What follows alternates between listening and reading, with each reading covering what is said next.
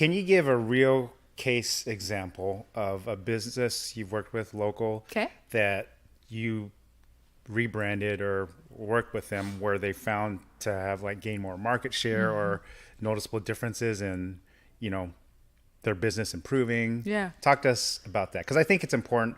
Some people will think, I don't need to do this. Let me just work on pushing my stuff out there. But seeing how you're seen and portrayed is so important. So add into that answer what branding actually is. Oh, okay. Well, then you guys are going to hear me for a long time, Joe. Okay, no, I will absolutely answer both those questions. I'm going to start with a client that I just love. And it's so funny because I didn't know if you were going to ask that. I almost texted her last night, literally in the middle of the night. I woke up and I knew we were doing this. And I was like, oh, I should make sure she's okay with me sharing. But I know she is because she's so authentic and real. So KLS Aesthetics is a local med spa in Renton. So they started, probably, I think we're about the same time. I think they're about 6 years old. Okay. And when she started, KLS Aesthetics was a nod to her initials, right? Her name is Katrina. And so she just kind of rolled it right into something that was, hers. And over the course of several years and then starting to work with me, she had shared, I really want to get this business to a place where it's never been, it's not all about me. But yet when people ask me, well, what is KLS? She was like, she was almost embarrassed. I mean, not really, but she was just like, oh, I just feel like it was a convenience thing at the beginning, but now she wants to grow it, right? And she was like, it just kind of falls flat. Like, oh, it's my initials. And, it just kind of fell flat. And so part of the exercise, especially in naming, because so many people really struggle with naming. And there's a whole kit and caboodle that happens if you want to rename, right? Legally, so much work. And so my first thought was always, let's not just jump to a rename. Let's see how we can align what we have to who we are. And so we started going down the exercise and playing around with KLS, her values, what she stands for, what she does. And ultimately we evolved, not rebranded. We evolved her brand from KLS being her initials to kindness, love, and skin. And when I think about what people love about her brand, it has always been kindness, love, and skin. And she is kindness. She is love. Like her entity, her being just exudes kindness and love all the time. And so when someone walks in the door, they already feel that. You can read her Google reviews and they are always talking about how kind and informative and patient and educate. Like they educate me on what we're doing. That is on lock for her brand. And the growth that we were able to see from aligning what we already felt to who we are as kindness, love, and skin opened the door for Katrina to feel really confident to align with more organizations locally that, because again, when you have your name tied to something, there's just a little caution that you constantly take. Now I feel like, and she's never said this, but I feel like it opened the door. They partnered with this profit. It's called, Project Be Free. And it is a beautiful organization that supports domestic violence survivors and creates safe spaces, creates resources, and gives financial support. And I think she always would have aligned with these organizations. Right. But the kindness and love aspect. Now all of a sudden we're kindness, love, and skin. We're KLS Aesthetics, and kindness, love, and skin is what drives us. And we think about Project Be Free, and we think about our domestic violence survivors and those who are in the midst of it. What do they need? They need kindness. They need love. And skin is the vehicle that she gets to use to make impact on our community and these survivors and women and men who are looking for confidence. And so I know it was a long answer. No. But well, I want to ask you then, as we get into the topic, Branding 101, Yeah. what was the point where she said, I need to hire you or look for someone like you? Yeah. So for our audience out there thinking like, okay, I'm getting what you're laying down. Branding's important. But what's the point where I need to hire a professional or, and, now there's like AI, do it myself, or what was the point Katrina reached out to you? I don't think she knew it. Okay. I don't think she knew. I mean, I know it. I don't know if she really knew it, but she came to me with an existing logo that she did not want to change. And a logo, while it's not everything, a logo is such an identifier. And you really, I mean, I have learned in my line of work that you do not call somebody's logo ugly. It's like calling someone's baby ugly. Yeah, like we do it all the time. I do it all the time for With websites. Well, you guys get away with it. I get looked at like I'm calling someone's baby ugly. But she came to me and she was very like, my cousin and I designed this logo. I do not want to change this logo.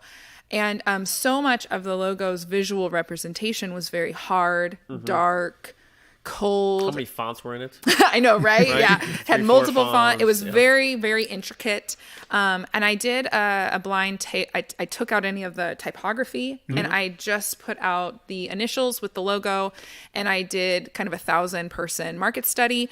And I had tattoo shops. I had medieval cosplay work. Yeah. I had a lot of sex work, sex You're right. industry, stuff like that. Lots of assumptions of what this logo would represent that were so not in alignment with her business. with or her brand. business. And so while she came to me and was like, this is what I have as far as my branding visuals and I need more, but I don't want to touch this because I love the logo. But I just need more. I don't have colors. I don't have, I have values, but I've never solidified them. She had it all. What I say, it's in the brain, but it hasn't been Right. solidified on paper or in any sort of way that it could be shared with people who are representing your brand. Right. I did say, well, part of your package comes with logo design. So why don't we just throw some together for you anyway? Yeah. And you don't have to use them, but you can see what we could come up with. And she did. And now to this day, she says, The rest is history. Yeah. She was like, I should have just had you completely start from scratch with the logo. But yeah, I know there's a weird answer to that. So then but- explain to the audience actually what branding is. Yeah. What encompasses in branding? Yeah.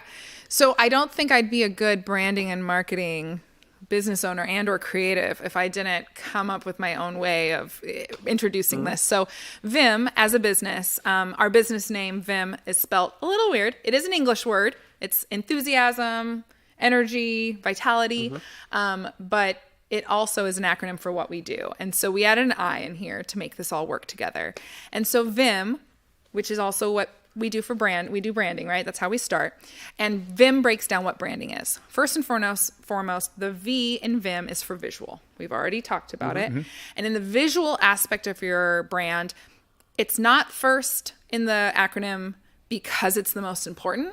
It's because what did we talk about? It is the first impression. Yeah. It's the first thing our brain kind of processes when we make Right. decisions. And so the visual component is our logo. I think everyone can walk away from this point of the call and the show and know, okay, the logo.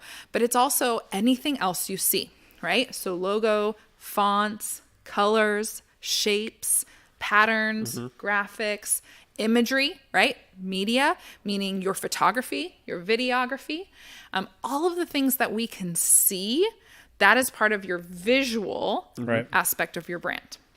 I always like to say, I think it's kind of a silly, just all of the things that start my company is kind of silly, but yellow is probably my least favorite color. And if you go and research me, or if you look at my headshot, you probably like, wait, what? But yellow was my least favorite color. Now I'm pretty fond of it.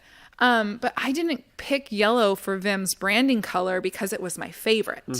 I did it because it's enthusiastic, it's energetic, it's striking. It evokes different feelings. Right. And so I share that to get to our first I in the Vim acronym, the second component to branding, which is the intentional aspect of branding.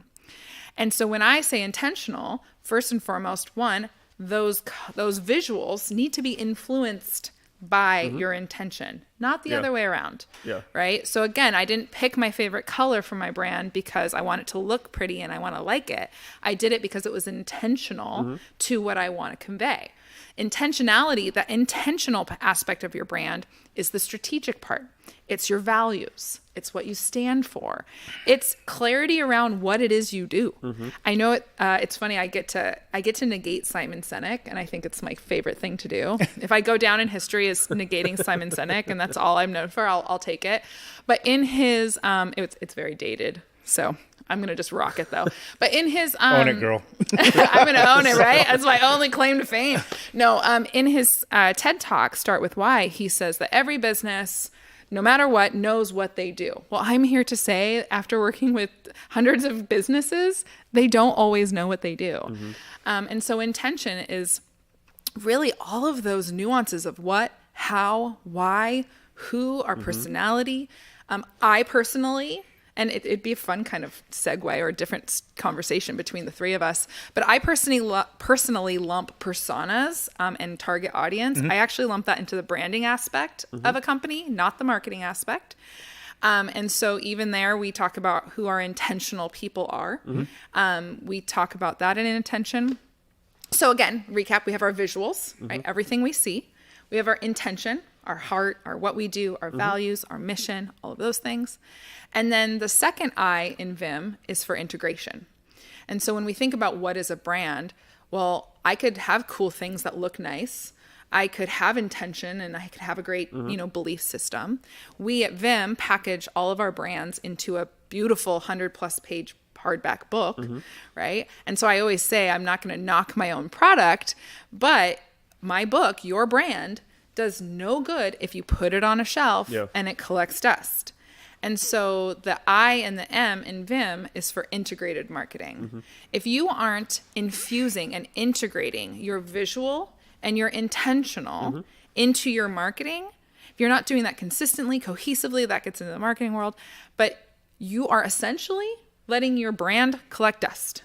Right? So let's get into that with our audience right now. Yeah. So what are one or two things you see businesses do wrong as it relates to this? I mean, the equivalent of, not everyone has a brand book, but they have brand assets.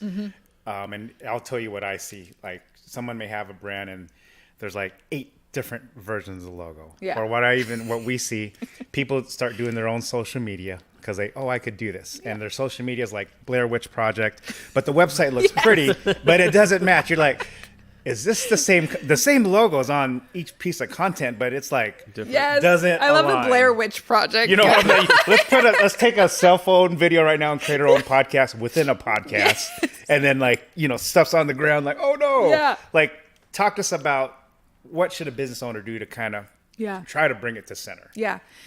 Integration, it's not just like that word is so, there's multiple facets to what we believe integration stands for in the marketing and branding world.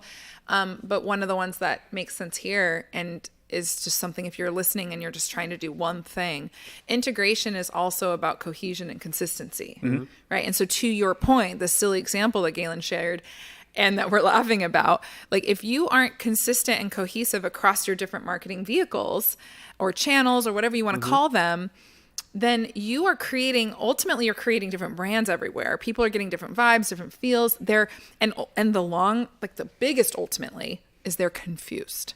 And confused people don't buy.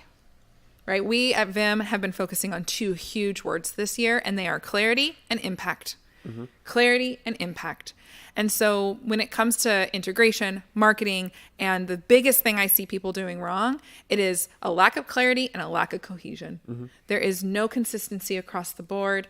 There's confusion in their own self. They're like, well, I don't know. I kind of like my website, but I like that one page on my website. Or there's 2 people, one person who does one thing marketing wise, and Lack another of person integration. who does something completely different. And they're like, well, they're thriving in their own space. But when a consumer sees it, they're like,